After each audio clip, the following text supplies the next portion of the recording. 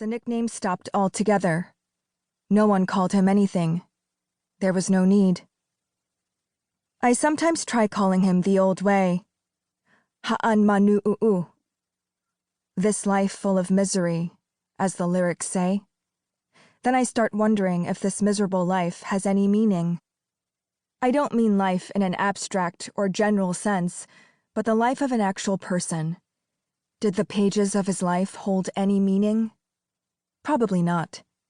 At least that's what I believe. Life has no special meaning.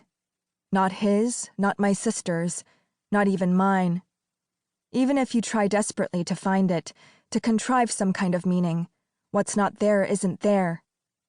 Life begins without reason and ends without reason.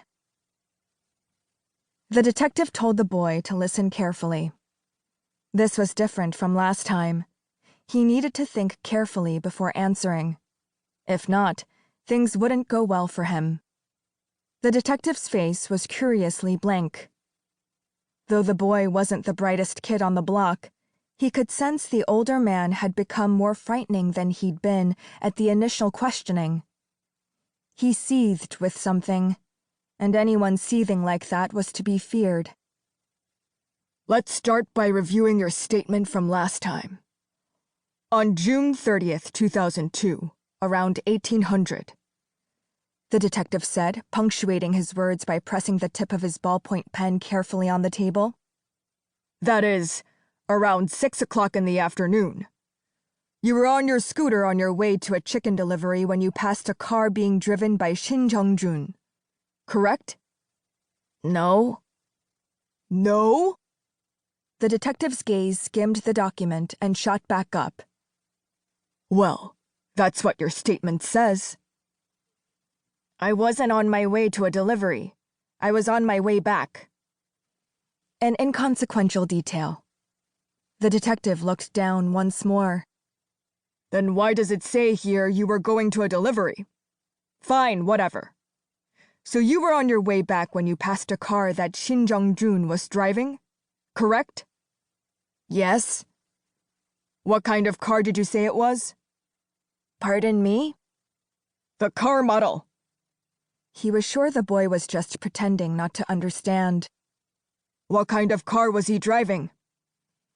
I'm not sure, but I think it was dark gray and shiny. Didn't I mention all this last time? I told you we're going over your statement. So a shiny dark gray car? Yes. Like this? The detective pulled out a photo from the file. The boy leaned forward, peered at the photo, and looked up. I don't know. Maybe. Even if it wasn't this exact one, would you say it was the same kind? An SUV? The boy studied the photo once more and looked up at the detective. I think so. For the last time, was it an SUV or not? Yes. Okay. You're doing good. The detective pulled out another photo. The boy looked at it, and then at the detective's face. Is this your scooter? The detective asked. The boy responded immediately that it was. Good. The detective riffled through the pages of the file, delaying the moment of the decisive blow. Now, for the important part. You said you saw Kim Hae-on sitting in the passenger seat of Shin Jeongjun's car, correct? Yes. And what did you say again about her hair and her clothes? Her hair was down. You mean it was loose, not tied up? Yes. And? What was she wearing? She was in a tank top and shorts. A tank top and shorts? Well, that's What you remember? So what color? Color? Her clothes! The detective barked, thinking idiots like this never gave a straight answer. What color were they? I don't know. You don't remember? Well, I'm not too sure. You know she was in a tank top and shorts, but you don't know what color? You think that makes sense? But I swear I don't know. The boy...